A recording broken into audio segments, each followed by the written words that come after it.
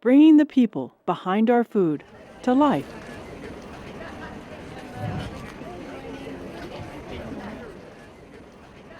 We started in '96 planting our first calla lilies in a backyard plot. It was just 10,000 square feet.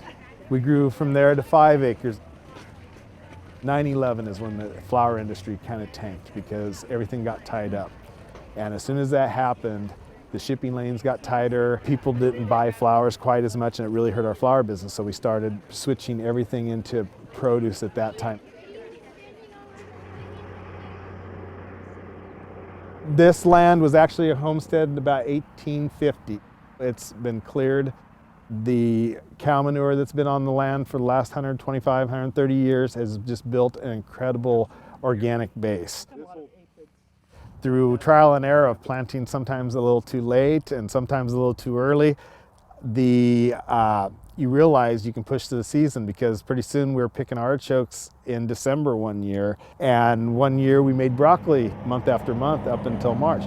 And then one year our Brussels sprouts, they started throwing rapini flowers, so we started picking that.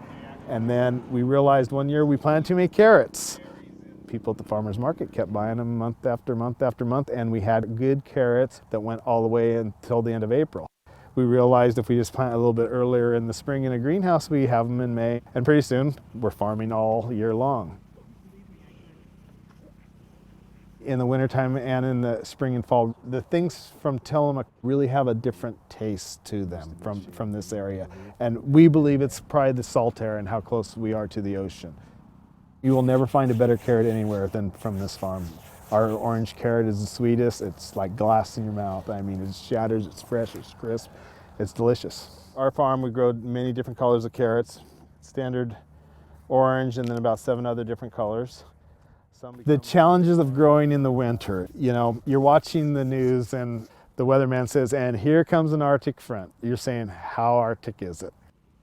Between that and a windstorm, those are the two things you don't want to hear when you're growing in the winter. It's either going to knock your plants down or freeze your plants, tear off your plastic off your greenhouses, or freeze the tenders that are in the greenhouses. So those are the big challenges. Everything takes longer in the wintertime. Your hands are cold. We have a beautiful day today, but 2 days ago it was 27 degrees out here. Your hands are cold, your feet have 10 pounds of mud on them each.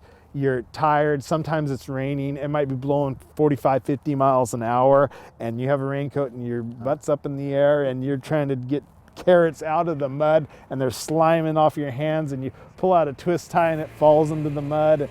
It's a slower process.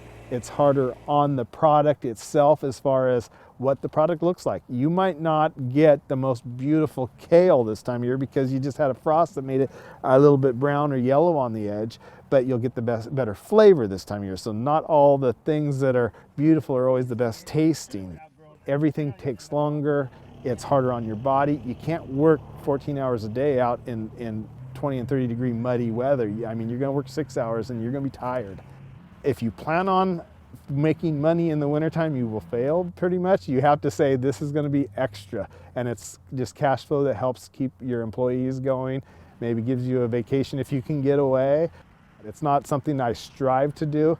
It's just something that we add to our repertoire, and there's very few markets in the wintertime also. So you only have so many outlets. We only direct market all our products to either restaurants or directly to the markets, to farmers markets or farm stand. A lot of the time when you have a deep freeze or an Arctic front or a windstorm that blows your greenhouses down, it's all part of the thing. So look at winter farming as an extra, not as a necessity if you can.